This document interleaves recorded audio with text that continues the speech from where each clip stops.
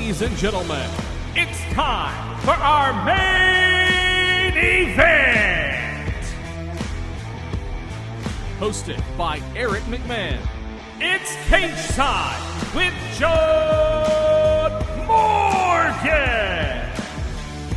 Welcome everybody, Cageside with John Morgan. I am your host, Eric McMahon. What a weekend, UFC 287 in Miami, Florida from the Miami-Dade Arena. Izzy reclaims that strap. A man who was there who chronicled the entire week for us on his Twitter. If you want to follow, he's a great follow at John Morgan _MMA. But let me bring in the man, the myth, the legend himself. John Morgan, what's up, pal? How was the week? Oh, man, it was a great week. Miami is a great city, man. Obviously a fun place to go spend a couple of days. And by the way, they've changed the arena name. So the next time you're there, you will know it is the Cageside Center. I guess you got to give those, if people are paying out those big bucks for those naming rights, you got to get the name right. But no, it was a great week, and it was capped off with a great event. And it sounds like Dana White loved the experience so much that Miami is going to be an annual destination for the UFC. They did a $12 million gate. I mean, everything about the whole week was great, Eric, man. It was a lot of fun. Okay, now I don't like naming rights. Like, listen, I work for the Memphis Grizzlies. If you call it even the nickname, the Grizzlies will come down on me. It is the FedEx Forum. It's not the Grindhouse. That's the nickname for the fans. As an employee, it's the Grindhouse. I get those naming rights. But I went on the UFC's website last week because I did a morning show here in Memphis leading up to the UFC. And I looked up, I didn't know what the name of the arena. I looked it up on the UFC website. And as of Friday morning, it said the Miami-Dade Arena. So apparently the naming rights actually started like last week. It was sometime last week. So they literally had to like change out banners and stuff in the middle of the week. So they got it all done. I guess they didn't get the website update. So it was in the process. We'll give them a pass on it this time around. So then Eric gets a pass, correct? Eric gets a pass as well. All righty. Well, let's dive right into it. Israel Adesanya viciously knocks out his arch nemesis, the boogeyman that has plagued him for damn near a decade. Alex Bahia, you were sitting cage side for it. Just walk us through it, man. Unbelievable. I've had a couple people send me some screen caps since that basically just show me sitting there with my hands on my head, because that's what I did. I was just in absolute awe, right? The whole week leading up to this fight, it was such an entertaining just lead up. And we talked about the psychology behind this, right? I mean, Israel Adesanya, phenomenal fighter, phenomenal champion. But here's this dude that has beat you 3 times in your career over kickboxing and then chased you into your new sport of mixed martial arts and knocked you out and took your belt away. And you're coming right back to do it again. And Izzy, all week long, Israel Adesanya kind of had this chip on his shoulder, man. The media day, the press conference, the weigh-ins. There was this intensity about him and this almost anger to him. And a lot of people were saying they didn't like it. I actually really liked the attitude. He was like, hey, listen, normally I'm a big showman. Normally I'm a big talker. I'm not doing that this week. It's all dialed in on the task at hand, right? Phenomenal buildup. So we get in there, sold out arena, buzz in the air.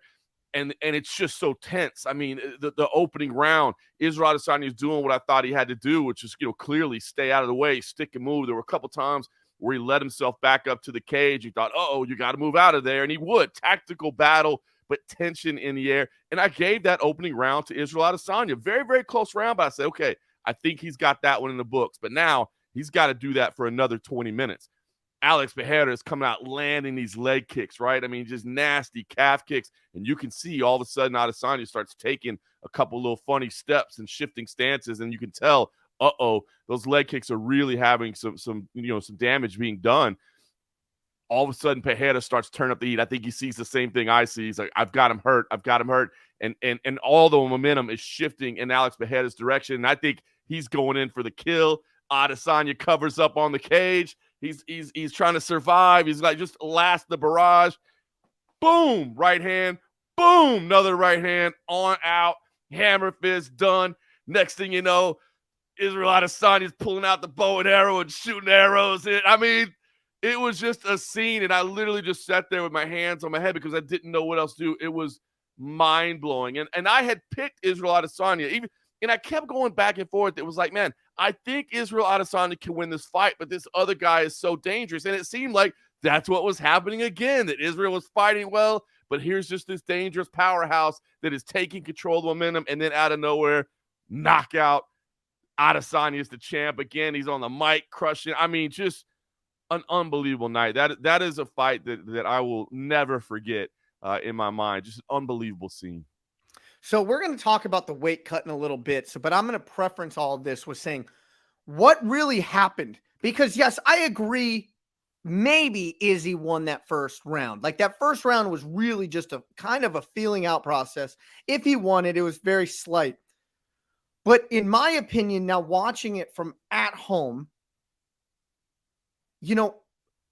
Pereira was cruising. He was doing exactly what he wanted, kind of when he wanted. He wasn't biting on the feints. He was landing leg kick after leg kick, or shall I say calf kick after calf kick. And late first round, Adesanya had to switch stance. Even in the first round, it was clearly compromised. Then he starts attacking, and Izzy had to keep on shifting stance. And it looked from afar that Bahia was doing exactly what he wanted to do. Now, I say all that to say this. What really happened? Because this fight had shades of the first fight in it. When Bahia got hurt in round number 1 is when that distance closed. That's when he got hurt again. Now, call it rope-a-dope, call it playing possum. What did you see cage side? If we're talking about the finishing sequence, I thought Israel Adesanya was hurt, man. I think the legs were really bothering him. I know he said at the end, hey, I was just playing possum a little bit, but he did also admit in the post-fight press conference, that, my legs were hurt a little bit. Now, he didn't say that he was forced there. He says that was a strategic, tactical choice. And I guess I could see that as like, hey, listen, my legs are getting chopped out. Let me go to the cage because I know that's going to bring Pereira to me, because at that point, there's only one place to be, and that's right here in front of me. So I think it was a tactical decision, but I think it was a tactical decision that was made because his legs were truly hurt at that point. And I think he knew, I kind of got to go for this now because I cannot continue to take this damage over the course of 5 rounds. He was clearly, the movement was clearly hindered a little bit. So you're right. I did give Adesanya that first round, but it was really just because, as you said, I think it was more of a kind of a feeling out process. Some of those leg kicks were adding up. I thought Adesanya was a little bit the busier man. When round 2 started, you saw right away the volume picked up immediately. And I mentioned that tension that was in the air. The tension in the opening round was just, okay, who's going to break first? Who's going to make a mistake first? And then in round 2, it was like both guys decided, all right, let's go. And I think some of that damage that Pereira had already caused was what caused Adesanya to make that choice. And I thought he was hurt. Again, I really honestly felt Pereira was going in for the finish and was on his way to potentially get the finish when he got clocked with those 2 shots. So, again, from afar, I wasn't there, but I guess I have the ability to really watch it without all the influences coming in. And I had different camera angles. And I truly believe that Adesanya his legs were clearly compromised. Playing possum, whatever. No, I don't buy that. I buy this playing possum, right? Like he's acting like his wits aren't there when they really are. I believe in that. The one thing that I'm sitting on the edge of my seat because I know that a big shot can land anytime. And it's specifically a big shot from Adesanya to Pereira because Pereira keeps his hands low. He would keep his hands low every time. And if you watch that finishing sequence, he's winging these from his hip. He's not that high guard like Izzy is doing. He's winging them from his hips. And moreover, if there was a tactical error that had been made, which I believe there was by Pereira, it was when he threw that knee. Because to throw that knee, that natural reaction is those hands comes down, that knee comes up, and right on the reset, he throws a hook, then another hook, but he's throwing them from his hips. Bam! He gets clipped right then and there. Did you see the same thing I did? Well, yeah, and I think the reason for that, Eric, is I think he thought this is it. I think he thought I've got a wounded opponent over here on the fence that is just covering up, and if I just unleash these powerful shots I've got, this is going to be over. As you said, the hands are up for Adesanya, so the body's open, so you can kind of throw that knee, hit the liver shot, come in with those big punches as well. As you said, the hands came down, he's throwing from there. And I think it's honestly because I think Pereira thought he was moments away from finishing the fight. It was on the opposite side of the cage, but I kind of had the same viewpoint he did, where I'm like, okay, wait a minute. Adesanya's covering up because he's hurt. He's almost done. And if he, he's just trying to survive right here and cover up. Instead, he wasn't just trying to survive, man. He saw the opening, landed those 2 shots. So, yeah, I think, to be honest with you, I think Pereira got a little bit careless. As you said, a tactical mistake, got a little bit careless and reckless because I think in his mind he thought, oh, Israel is done. Here's my moment to finish the fight. I'm going to unleash this flurry of power, and it's going to be over. We're going to talk about the history that has been made and where Izzy goes from here. But just FYI, Izzy made history that night. He's the only, and this is a hard stat to believe. He is the only 2-time middleweight champion in the UFC. He's the only one to lose and then reclaim that belt. That is a crazy, in the 30-year history, that is a crazy statistic to me. Anderson Silva never did it. None of the others. Well, I guess Anderson and Silva held it for so long. Like, I guess that's the reason.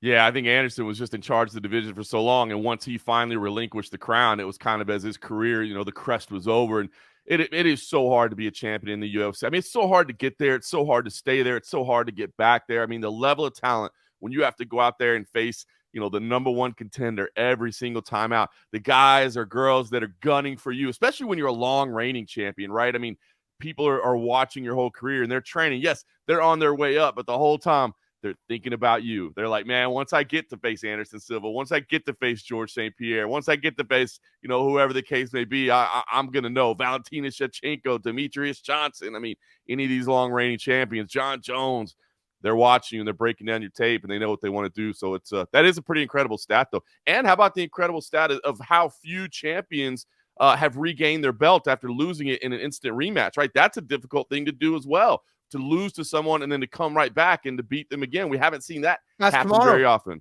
Yeah, exactly. Kamaru Usman tried to do it, couldn't do it. Juliana Pena, I believe, she was the one that got taken out by Amanda Nunes. So Amanda Nunes, I think, is the only other one that's accomplished that in the modern era. It's pretty wild. So I had a friend over. I kind of have a UFC. He's my commentating partner on a local show that we both commentate here. A really good friend of mine named Grant. He was over and we both said the same thing right when that. Now, I want to preference all this. That Pereira being out and disoriented even after coming to, as long as he was very, very scary. It was a very scary moment. And I said right when that happened, I said, no offense to Izzy, because he finishes a lot of people, but not with the ferocity and the viciousness like that happened. I said, that is a weight cut knockout. That knockout, I can't factually attribute it to a weight cut, but me and this guy, we rewatched that finishing sequence multiple times. Pereira did not get knocked out on the punch. He was already knocked out on the hammer fist. He got knocked unconscious when his head hit the mat. And that's what made it really, really scary. But would that have happened had he not had to drop 30 pounds in 2 weeks? Because that's a scary cut. And this is maybe like a PSA to people. Like, you don't need to cut that much, because bad things that can happen. You may feel good, but your body has never recovered from that weight cut. And it hasn't recovered in 24 hours. I can assure you that. Yeah, as you said, I mean, can we scientifically say that without a doubt that was what you attributed to? No, we can't. But I think the theory that you're throwing out there has a lot of factual evidence behind it, right? With Israel Adesanya, again, I picked Israel Adesanya in this fight. I think anybody that was picking Adesanya was probably thinking the same way I was. Decision. He's going to outpoint him. He's going to outmove him. He's going to outvolume him over the course of 25 minutes. Not he's going to score a vicious KO. And now you add in the science that we know for a fact. I mean, this is one of the reasons people are so concerned with weight cutting in mixed martial arts and combat sports as a whole, is that, when the weight cutting is just dehydration, right? You're cutting yourself. You're cutting water out of your body. And when you talk about cutting the water around the brain, that opens you up to be much more susceptible to, concussions and other, damaging items like that. So, yeah, I think it really does make some sense. Do we know for a fact? We don't, but what you're saying makes all the sense in the world. I mean, Alex Bejeda has had some awful weight cuts. I mean, he's huge. That's what does everybody say when they see him? Like, how does this dude make 185 pounds? It's unbelievable. He's a monster. And I think that honestly leads to why UFC president Dana White afterwards, because I kind of asked him, I'm like, hey, look, I know they fought 4 times. Technically, it's 3-1 Bejeda, but it's 1-1 in mixed martial arts, 1-1 in the UFC. This was an amazing storyline. Do you feel like there's unfinished business? Because, I mean, think about it. They did this amazing gate. I got to think it probably did pretty good on pay-per-view as well. And what are they in the business of doing? Making big fights that sell tickets, that make money. And Dana White right away said, I haven't talked to him yet, but I have a feeling he's going up to 205 pounds after this. I have a feeling that Alex Bejeda is moving to light heavyweight. And obviously, Dana gets to hear about all the things and see all the things behind the scenes. What did the staff see during the weight cut? What were the weights all along the week? He knows all that information. He has those private conversations that maybe the teams don't have in front of the cameras, with Glover Teixeira, with those around them. And I think, again, that all kind of leads into your theory that the weight cut played a lot into. And again, you don't want to take anything away from Israel Adesanya. He's the one that threw the punches, but you're just saying, I think this probably, added into what happened here. I read a story or an article. I'm not sure if I read it Saturday or if I read it Friday, the day of the weigh-ins. But I had read, and you could probably confirm this because you're a little more on the inside, especially being there, is that Bahia was reporting that he was still 2 pounds over the morning of the weigh-ins. Now, one, is that true? And then I got to follow up. That is my understanding as well. That is absolutely my understanding. 2 pounds. Well, and I just say we saw him still cutting weight when we showed up to the weigh-ins, the official weigh-ins. The doors opened for media at 8. I think we got there about 7:45, 7:50. Now the scales don't open till 9 a.m. At about 7:45, 7:50 a.m., we saw Alex Bejeda coming out of a workout room and going to a sauna room with a towel draped over his head, plastics on him, head down, and his team. They seem to. I mean, he was still very actively cutting weight at 7:45, 7:50. If you think about the fact that he didn't show up until, I think he was one of the last ones, around 10:30, something like that. So you're talking about 3 hours later before he actually finally got on the scale. So, I mean, he's still cutting that whole time the morning of. Now, cutting 2 pounds of water weight isn't hard if you're fully hydrated. It's the last 2. It's not the first 2. It's the last 2. 2 pounds over the morning of the weigh-ins. And now, like, if you're 2 pounds, if you're weighing in at night and you're 2 pounds over that morning, not that big of a deal. But if you have an hour to go or 2 hours to go, and to get them last 2 pounds off, that just weighs even more credence to what I've been saying about that knockout. That had to have been just a horrific cut on him. If you're having to do that much, that close. Well, and it was funny because he looked okay on the scale. Like a lot of us actually said, man, I think he looks better than he actually did in New York the last time when they fought, of course, at Madison Square Garden, where he had a horrific weight cut 6 months ago. I mean, his weight cuts are not pleasant. They're not easy. They're taxing on his body, and he's doing them over and over. And as you said, I mean, he weighed in a good 90 minutes after Israel Adesanya, who came in looking fresh, looking good, first on the scale, got that extra, time to rehydrate and to feel good. So, yeah, I think the weight cut definitely played a role in here. As I said, preface it the same way you did. Can't medically say for certain, but just being around combat sports, as long as we have taking in all the data, looking at all the facts, it had to have played a role here. And history will tell us it plays a role. I mean, if we go back and kind of watch these things, you're not the same after that, right. Just especially with that close of time. So, couple things. We talked where Bahia possibly goes from here. I have a hard time figuring out where Adesanya goes from here. The only logical thing that I can point to is Khamzat, but Khamzat hasn't fought at middleweight yet. How crazy of a situation are we in of what is next for Israel Adesanya? And then he throws out these cryptic messages of like, I want to beat this guy's ass, but I'm not going to tell you who that guy is. Well, it is a very weird situation, right? Because Israel Adesanya is the champ once again, and there's not really a clear new number one contender. I think a lot of people would say Robert Whittaker is the number one contender, but they have a history, right? And it's tough to take away from Robert Whittaker. I mean, he's lost to Israel Adesanya, and then he comes and he beats everybody else in the division to put himself back in a position to face Adesanya again. Now, a lot of people right away were saying, how can UFC not do the trilogy? How can they not do this fight with Pereira? And if Pereira is going to stay at middleweight, if he makes a decision that he's going to stay at middleweight, I wholeheartedly agree. It should be that fight. I just tend to lean towards what Dana White is saying, given what I saw. He's moving up to 205 pounds, so that rules that out for the time being. Then you start looking at other names out there. Robert Whittaker is there, but Adesanya kind of said at the post-fight press conference, like, man, I only have so much time left in the sport. I want to face new names. I want to face different people. Khamzat Chimaev would be an awesome matchup. Stylistically, it would be a challenge because that dude has incredible wrestling. And when you think of Adesanya, you think of obviously this gifted striker. Khamzat Chimaev would put him to the test. But as you said, he doesn't even have a fight in the division yet. So how can you give him a now, if Adesanya comes away and he talks with his team and he says, that's the boogeyman in the whole UFC. Alex Pereira was my boogeyman.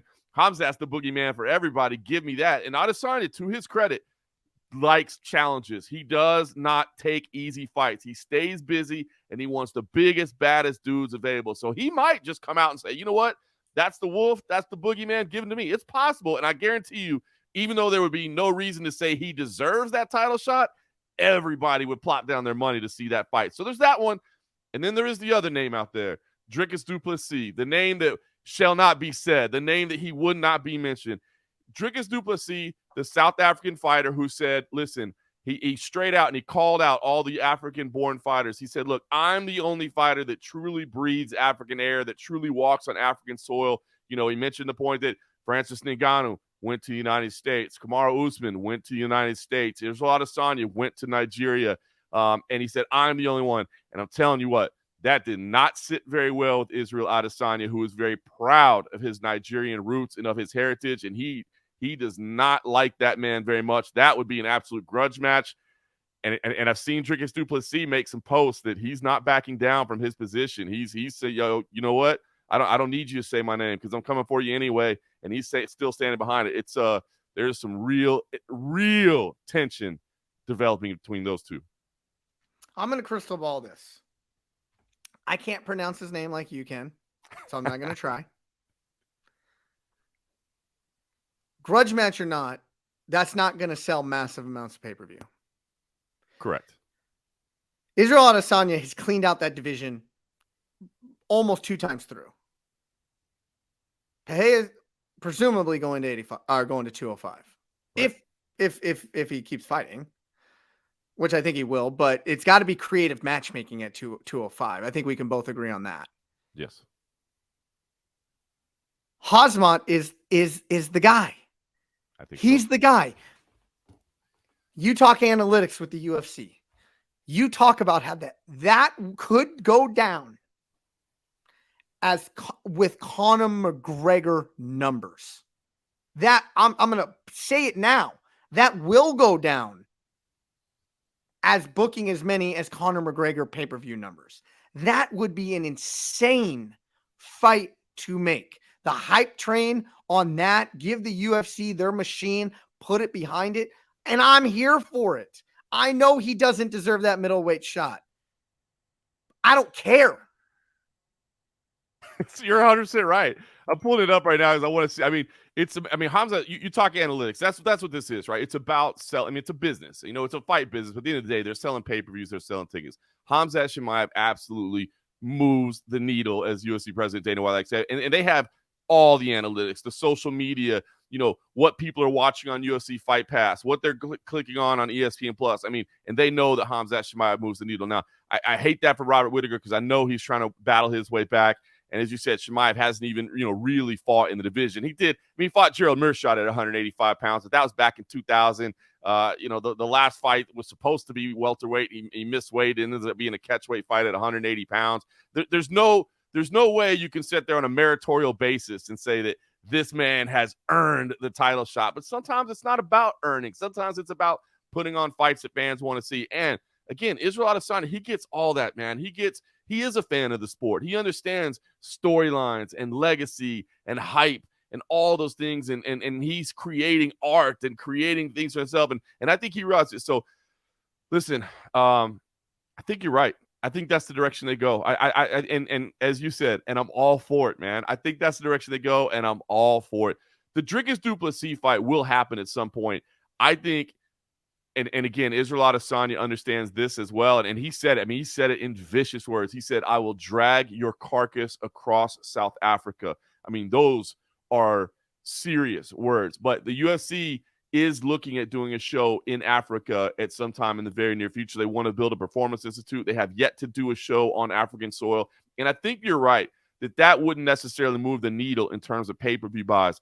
But for Israel Adesanya to be able to stand on African soil and face Dricus du Plessis and defend his heritage and his family and those of Kamaru Usman and of Francis Ngannou as well, I'm telling you, there would be a chip on his shoulder and an anger in his eye like no other. I think that's what Israel and the UFC will try to do is to work towards that fight happening in Africa.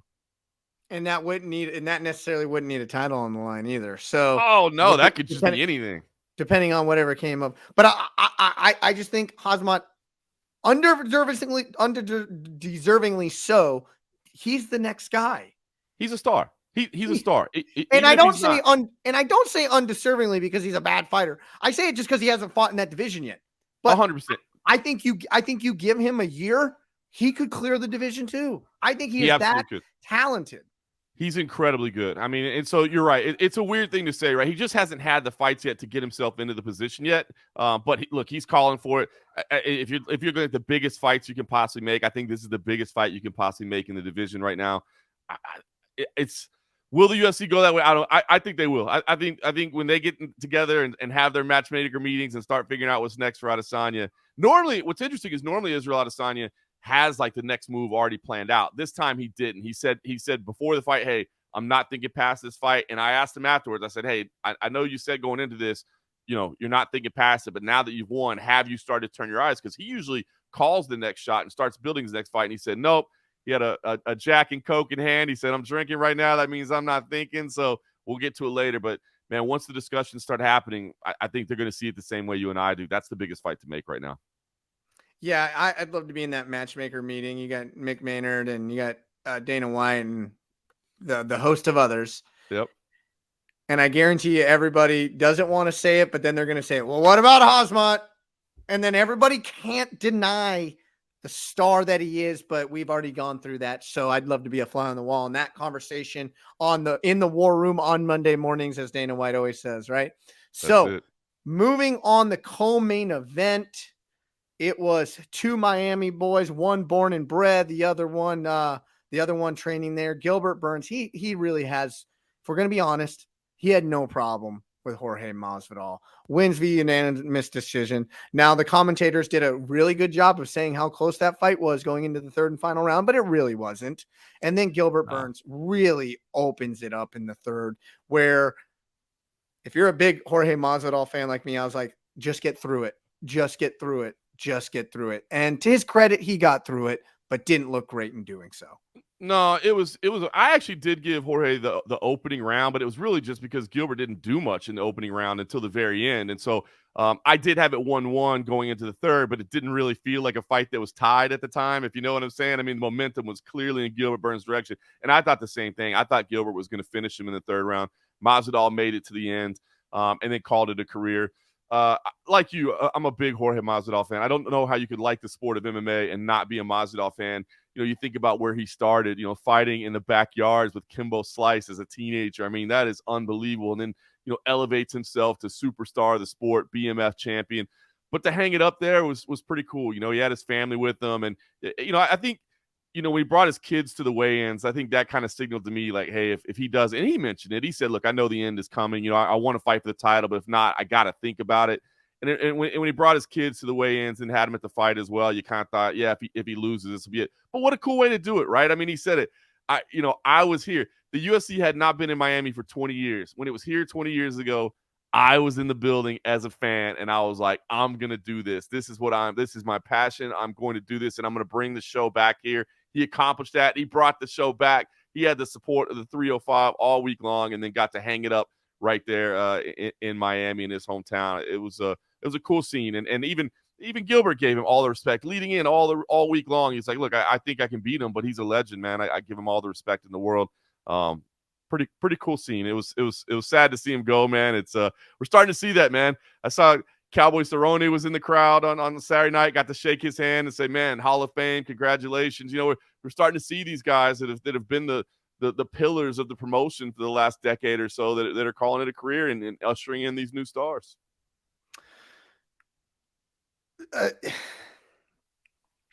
I was getting chills when the Scarface music was on. He was making his walk. They had the pink lights going.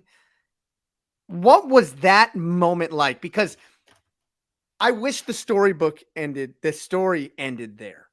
Because that was one of, like, it wasn't a hype train. Like, I'm going to go out and kill somebody.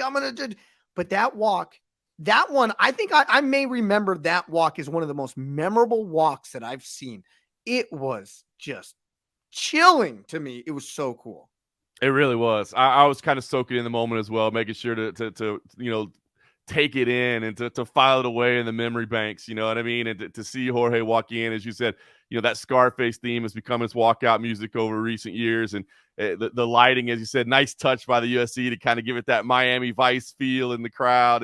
And everybody was on their feet. I mean, everybody in the building was on their feet cheering for Jorge. Everybody there is a Masvidal fan, and it really was a super cool moment. You knew it was going to be a tough assignment, man. I said all week, look, I think Jorge Masvidal's defensive wrestling is better than people are giving him credit for, but I just think Gilbert Burns is an elite welterweight right now, and stylistically a nightmare for Jorge Masvidal. So you kind of knew what might potentially be coming, but to see Masvidal make that walk and to do it in Miami, man, it was a pretty spectacular moment for sure.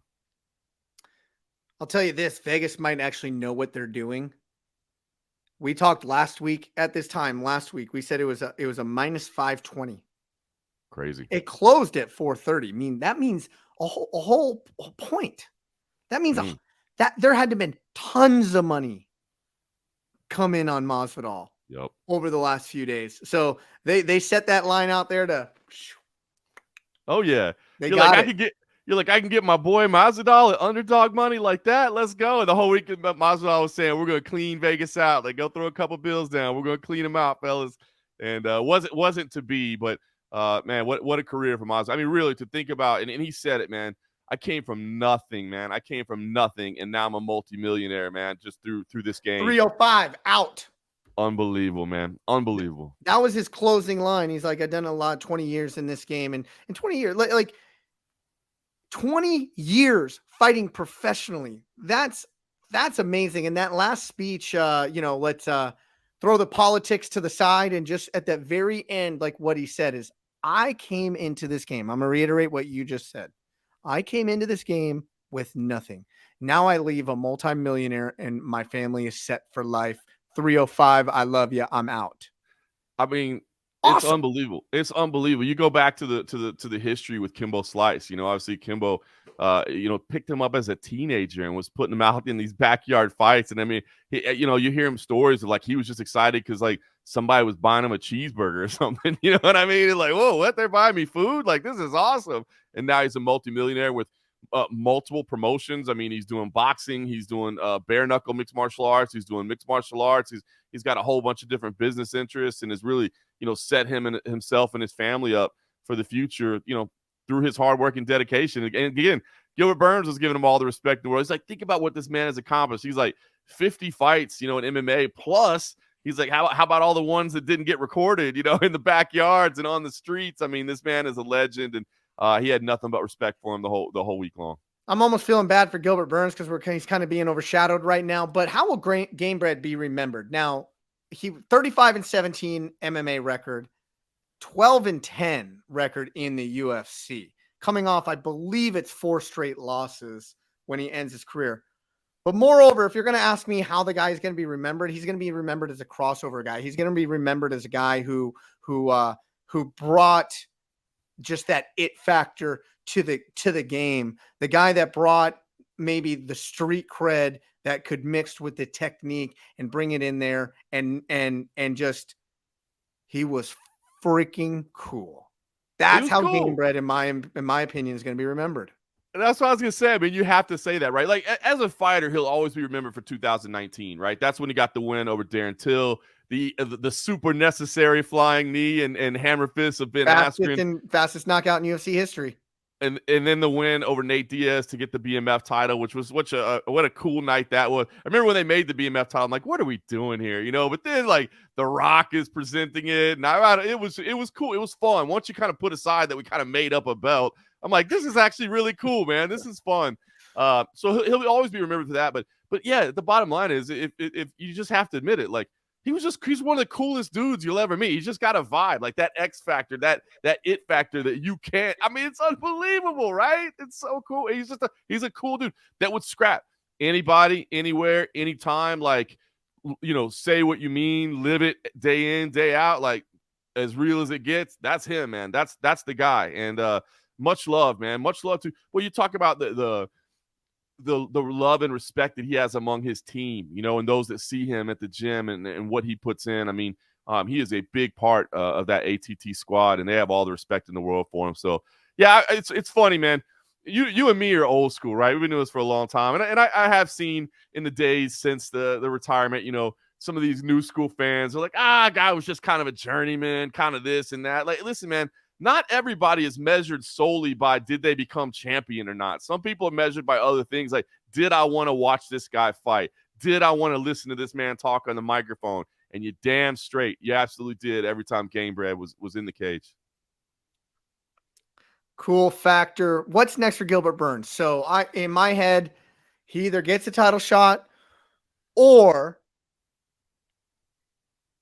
number one contender fight, Bilal Muhammad, him, to see who goes on and faces the winner of Colby Covington and Leon Edwards. What is next for Gilbert Burns?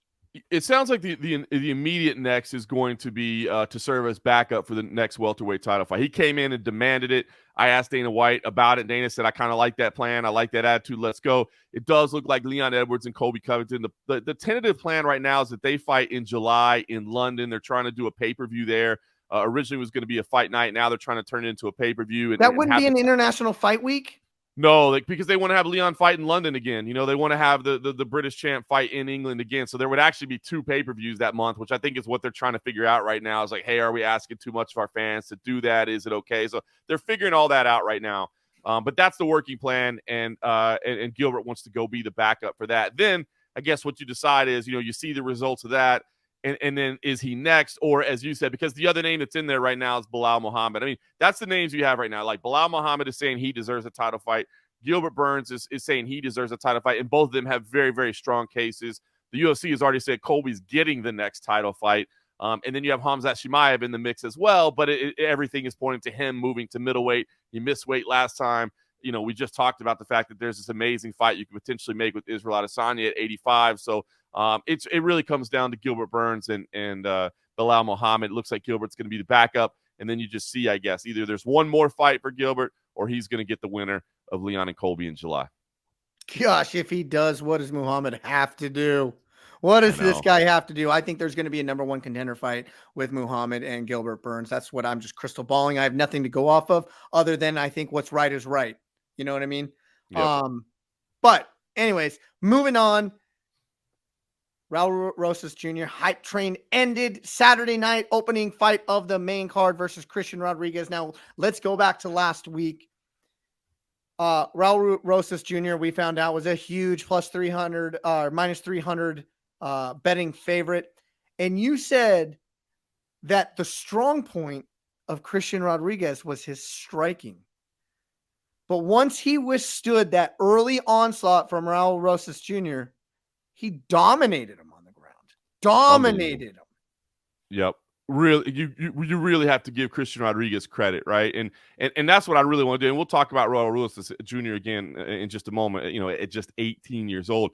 But you have to give Christian Rodriguez credit because in that opening round, he was in some bad spots, man. Those chokes were in tight, man, but he never gave up. You know, there was certainly the option to just tap out and be done, but he continually reached back, found that second hand, pulled it down 2-1. I mean, he did everything that you're supposed to do. And it sounds so easy. How do you get out of a rear naked choke? Well, what you do is you reach back, you find the second arm, you put two hands on one, you peel it away, you break the connection. It all sounds easy, except when there's a grown man squeezing your neck and you panic and you start to run out of air and you're feeling the compression. And you're elongated. Yeah, man, your back's being torqued. You know what I mean?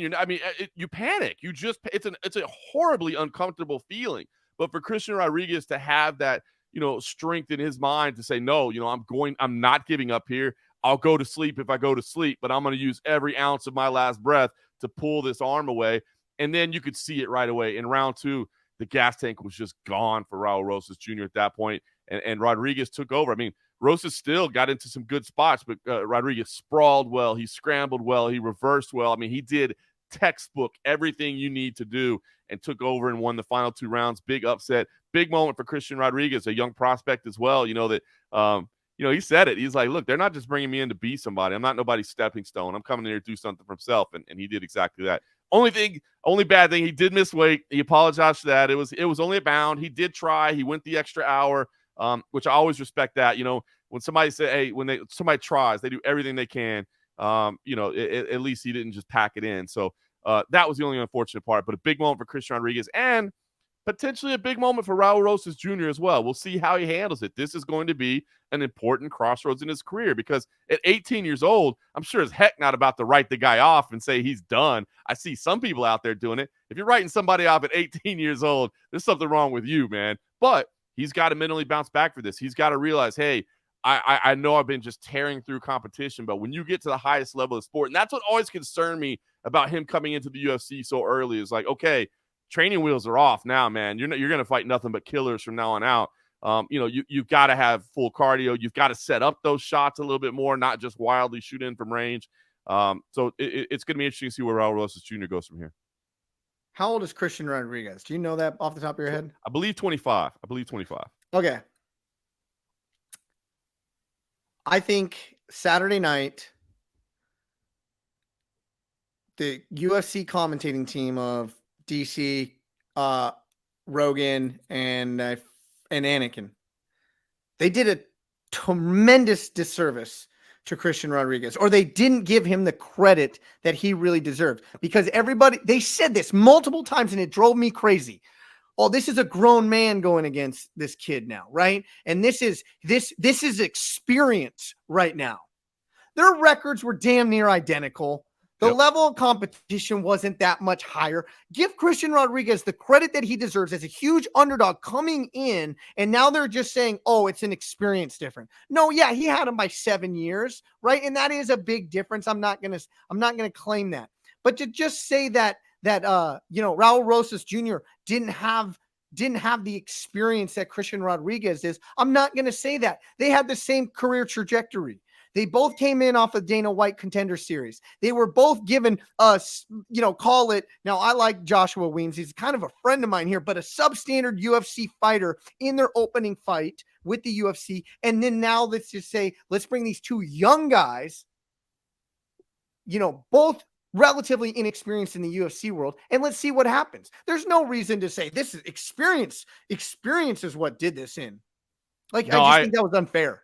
It's interesting because obviously I was in the arena, so I didn't hear the commentary yet, so I didn't realize that. But yeah, I think you're absolutely right. I mean, at 25 years old, really, you kind of think of athletic prime for these fighters that start when you get to like that 28, 29, 30 years old, when the real man strength set in, the experience really starts to pay dividends as well. But you're absolutely right. I mean, their career records now are almost, I think they are exactly the same now, right? Or it's 7-1 and 8-1. Oh no, 7-1 versus 9-1. Yeah. So Christian Rodriguez has 2 more wins. And listen, Christian Rodriguez was kind of put in a similar position as well in his UFC debut, right? Came in, fought Jonathan Pierce, who's kind of a really tough, underrated kind of guy that's been having some success as of late. And he was handed a setback, a decision loss, and now he's bounced back with a couple of wins. So yeah, I don't think there was a huge difference between these. I mean, there's going to be a huge difference with Raul Rosas Jr. and anybody because he's just so damn young at 18 years old. But I don't think necessarily experience was the difference here, man. These are 2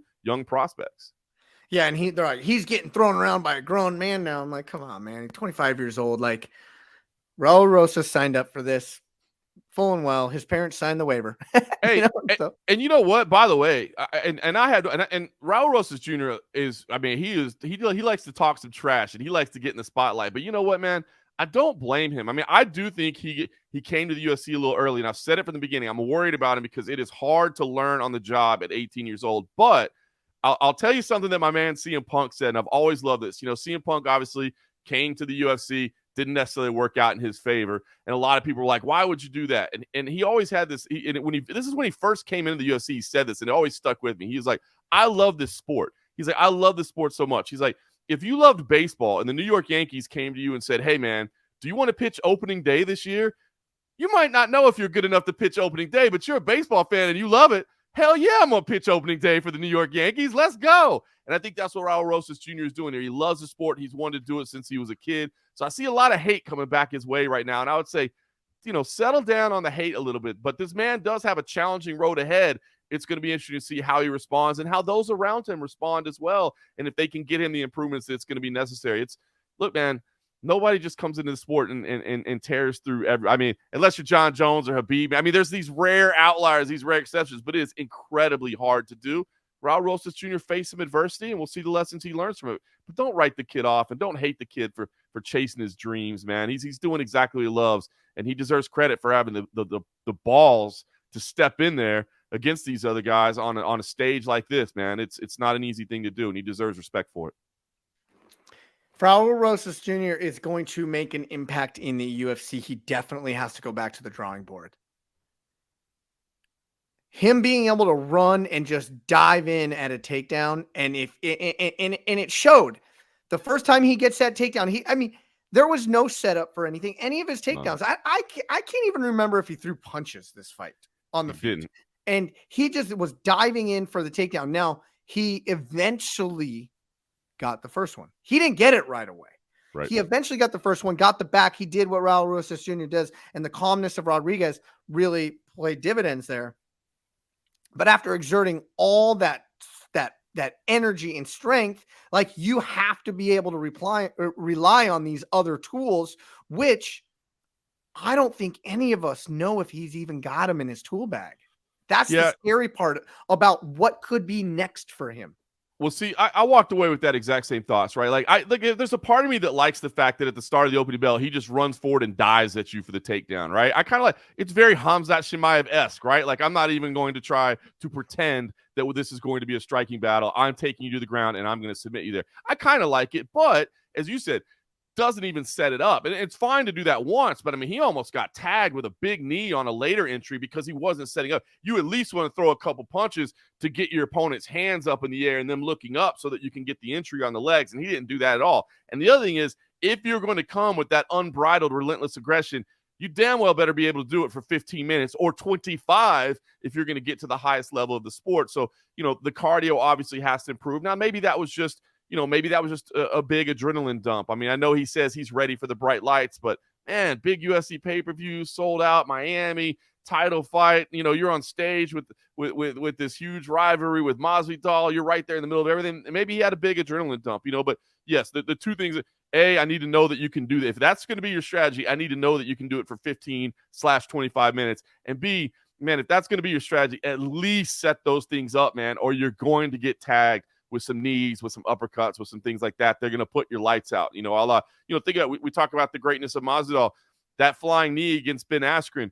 He said it. I saw it every time that he gets, kind of short circuited. He dips down and looks for the takedown. So that's why I knew if I cut to an angle and ran at him, I could hit him with that flying knee. People are going to see that with the tape of Rosas Jr. as well, and they're going to be ready for the timing of those entries. So look, the raw material is there, man. The dude is good at grappling. Like, there's no doubt. As you said, didn't get that immediate takedown, but the relentlessness to continue to turn his chain wrestling is impressive. His submission abilities, like I said, he almost had this fight finished in the first round, and we could have been singing an entirely different tune, right? Like, oh man, look at this kid. Is anybody going to stop him? So he's got some skills, but I think you nailed it. The adjustments that need to be made have to be done if he's going to compete at the highest level. This is the show, man. You're in the show now. You're not going to get any scrubs moving forward. Okay, before we move on, sitting cage side, I was thinking this all night. What was security like? A lot of it. There was a lot of it. Just so everybody knows, and if you guys watched the Jorge Masvidal, you know, but the Don 45 was in the building, sitting cage side, and how Kevin Holland got so close to him. I right when he did, I was like, they're gonna shoot this guy. But how much security? Like, what was it like just sitting? And how close were you?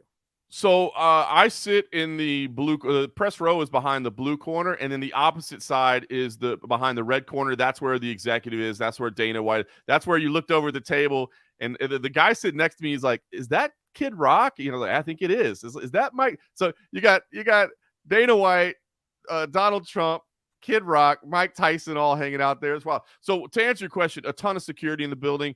I think there was a ton anyway. I think they were expecting a little bit of a rowdy crowd with Masvidal and the 305 showing up for that. But there was some Secret Service, obviously, that continues. I will say it was not nearly as much security as when he was the acting president.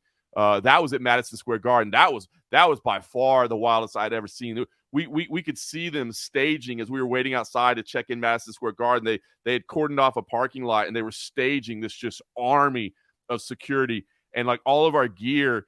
Before that event in Madison Square Garden, they brought like dogs and they made us set our bags down and walk away. You know, normally like you can just sit there. I mean, even when they do like drug dogs or whatever, you just kind of stand there and whatever. They made us walk away from our bag. They opened every single thing and looked through all. So it wasn't as much as when he was acting president, but there was definitely a lot of security on hand. And I will say that Florida crowd loves him some Donald Trump. Like I said, politics aside, I don't like talking politics, but I'll be honest. But the reaction and the support that he got was pretty wild. I mean, he had to stand up and address him a couple times. It was crazy. Were you scared for Kevin Holland when he jumped the cage? It was a wild moment. I didn't think that he'd get shot. That is pretty wild to think about, though. Like, what would have happened if he like kind of made an aggressive gesture toward him or something? But you know, it's funny because you almost expect that out of Kevin Holland. He's such a wild man. He's always talking and interacting with President Dana White. It was kind of a weird week, right? Because man, I mean, I don't know how far down the Kevin Holland path you want to go, but I don't know if everybody was watching. We could do a whole podcast on Baby Girl. I'm telling you, man, there was some tension between Kevin Holland and Jorge Masvidal. And then, you know, at the pre-fight press conference, he was asked about it, and Dana White shut it down, like shut the questioning down. It was like, don't talk about this, don't get into it. You know, like, show some respect for what's going on. You know, they had the dust up in the hotel, then they nearly had a dust up after the ceremonials as well. So I mean, there was tension throughout, and of course, Kevin Holland, after his victory, did call out and said, if Jorge's still around, if he doesn't retire tonight, like, I want him next. Let's do this fight. Clearly, that's not going to happen. But it was funny. I asked Dana White afterwards, I'm like, what was Kevin saying to you? And he's like, I don't even know, man. That dude's just crazy. I don't even know what he said, but he's out there yelling at me and yelling at Donald Trump. But that's Kevin, man. He's such an interesting character, man. He said later on that he was telling Dana and the Don that he shouldn't have been even been in the cage that night because of his hand and that it was still broken or something. He said that's what he was trying to tell him. Anyways, wild weekend, fun weekend. Looked like your balcony and your hotel room was perfect location. Don't even tell us about it. Don't make me jealous. All right. The free upgrades are nice. I was not booked into that room I ended up with. I think they overbooked the hotel or something, because when I got there, they're like, sir, we actually have a condo for you. I'm like, okay. It got there, overlooking the ocean. Beautiful, I felt like you were like talking shit directly to me through your Twitter when you posted it. I was like, good. I was like, this is too good not to share. Yeah. All right. Looking forward. We only got a couple minutes left in this show. UFC on ESPN 44. Max Holloway 23-7 versus Arnold Allen 9-1. Holloway, we have not seen him fight since July of last year when he lost to Volkanovski, which really cemented Volk as the guy. Undisputed, no question about it. He is the man in that division. But Holloway now coming in, taking on Arnold Allen, riding a very quiet 12-fight win streak. And he dismantles Calvin Kattar back in October. I'm excited for this one. This is the fight that you do want to put on a ESPN card. And kudos to the UFC for not putting this one on a pay-per-view. Because this could have easily been like the opening or even a co-main on a pay-per-view, but they saved it for this week coming up, UFC on ESPN 44. I love it. So it's a fun fight. Max Holloway, one of the most loved fighters in the sport, one of the most skilled fighters in the sport. As you said, a phenomenal champion in his own right. I mean, he just ran into a guy that is his stylistic match in Alexander Volkanovski. But, I mean, Max Holloway is in the discussion of greatest featherweight champion of all time. And as I said, much loved. I mean, he's a fan-friendly style. He's just a good dude. Love his quotes throughout fight week. It's a big one. But as you said, Arnold Allen, man, Arnold Allen wins this fight.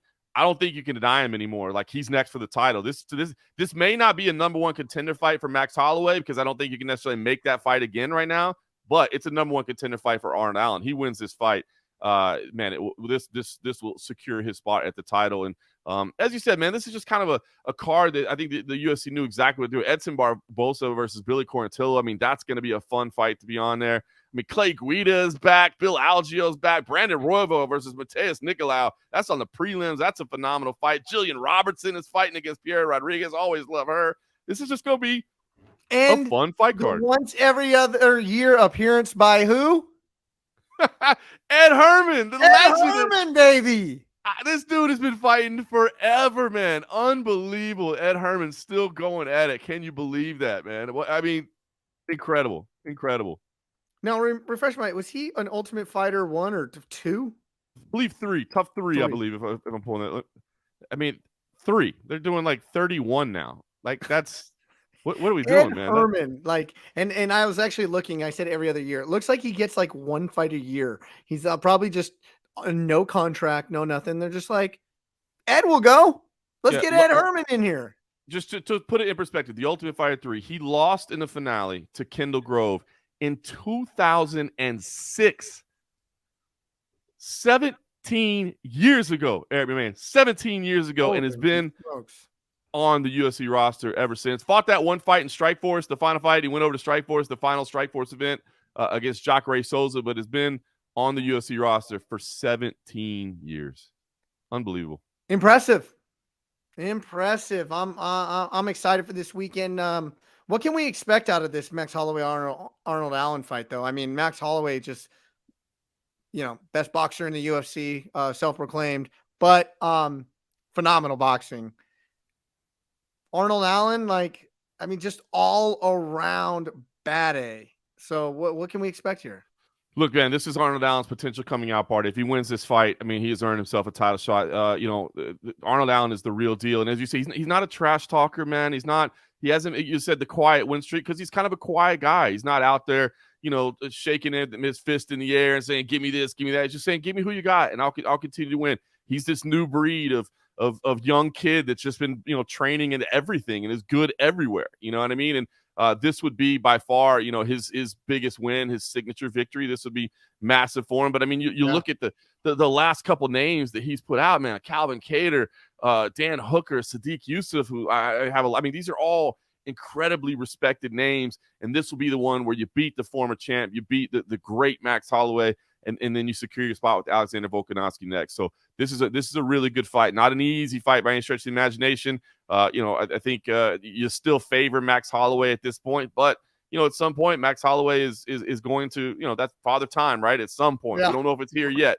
but at some point that next generation of these youngsters comes after you. So this is a good one, and I'm proud to say I'll be watching it from home. It's been, I've had a month on the road. As much as we love to travel, you much as love to do what we do, it is kind of nice once you get home for a little while. Okay, so I'm tremendously interested in betting odds just because of who Vegas chooses versus like me.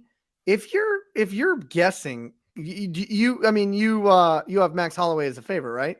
I would say so. If I'm guessing, I mean, first of all, again, you got to factor in that name value and how much he's loved. You got to factor in he's the former champ. You got to factor in the fact that a lot of people probably don't know a whole lot about Arnold Allen. So to me, if I was literally just laying this on skills alone, I would have Max Holloway as the ever so slight favorite at minus. I mean, I could damn near have it to pick him if I'm being honest with you, but maybe I'd say Holloway like a minus 130 or something. Yeah, like that. 192, minus 192. That's what I was gonna say. Is I thought maybe it would be more than I think it should be, just because I do see in mixed martial arts lines, you still do see a little bit of that kind of name recognition, that name value in there. And I think that probably factors into it. On paper, I think this is even more competitive. That's a competitive line. Well, but and I it's even think the more line competitive. is really where Arnold Allen's betting line is at plus 148. I mean, so I'm excited to see that fight because I just don't know. I have this, you said Father Time, and I have this kind of little just fear in the back of me that I hope Max Holloway knocks right out of me. Volk makes everybody look slow. He does. But between Max Holloway 2 and 3, that gap widened, and Volk made him look really slow in that last fight. So I'm just anxious to see what Max Holloway we get. Is he back to that crisp, not getting hit, moving out of the way and countering with lightning speed off of misses and off of just, these small little head movements that he does and countering back and cracking. I don't know. Yeah.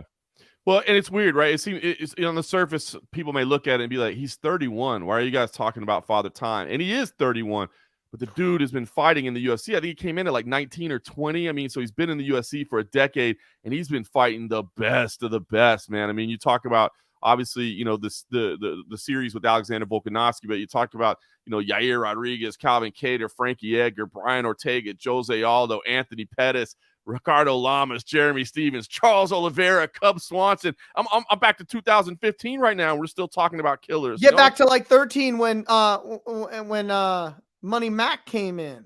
Yeah, Conor McGregor.